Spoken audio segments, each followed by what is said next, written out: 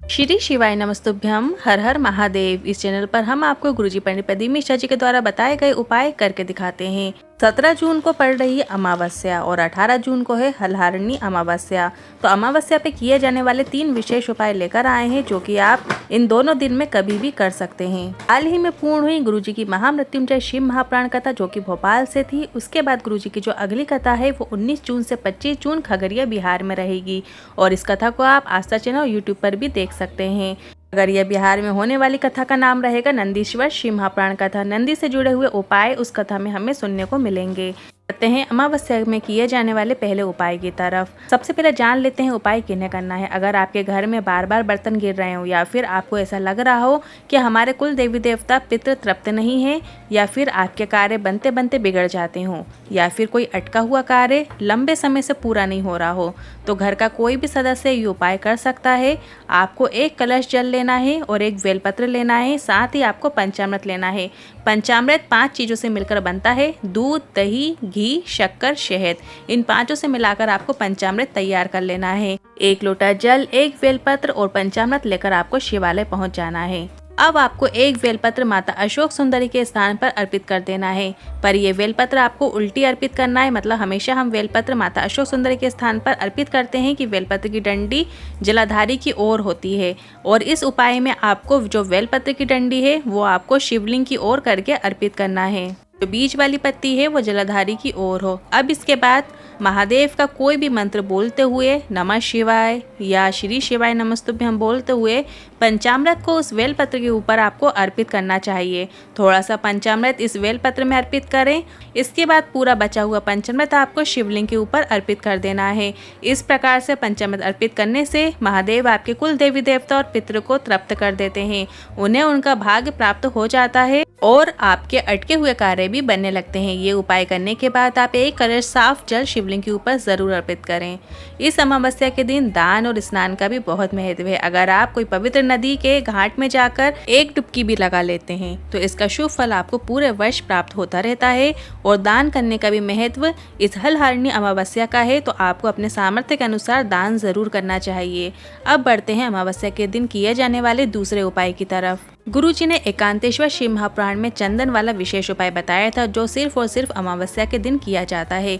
ये एक बिल्कुल नया उपाय है जिसे आपने कभी भी नहीं किया होगा, क्योंकि ये उपाय कभी कुछ दिन पहले ही गुरुजी ने छत्तीसगढ़ के भिलाई में एकांतेश्वर शिव महापुराण कथा में बताया है।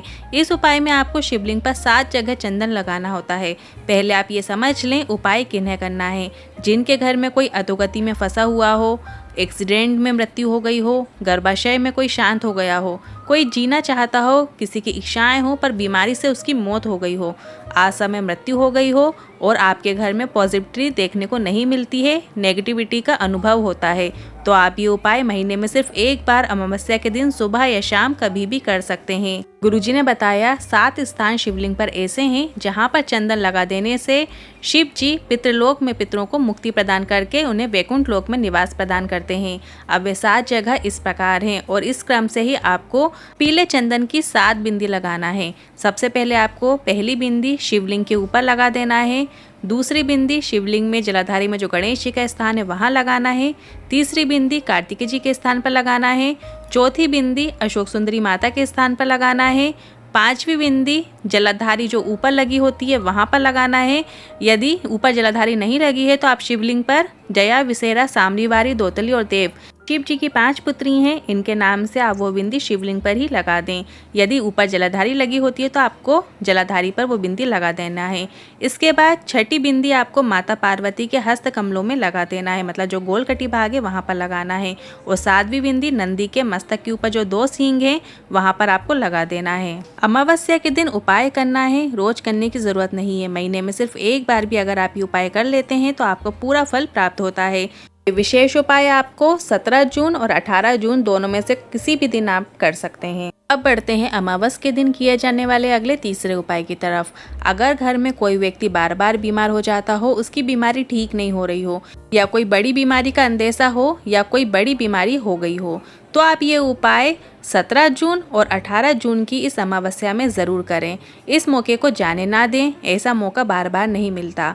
आपको 1 पात्र में जल ले लेना है और उसमें थोड़ा सा पीला चंदन आपको डाल लेना है, घोल लेना है और उसमें काली मिर्च पीस कर डाल देना है और फिर 7 बेलपत्र आपको लेना है। कटी फिटी नहीं होना चाहिए, सातों बेलपत्र साबुत होनी चाहिए। इस तरीके से आपको सातों बेलपत्र उस जल कलश के अंदर डाल लेना है।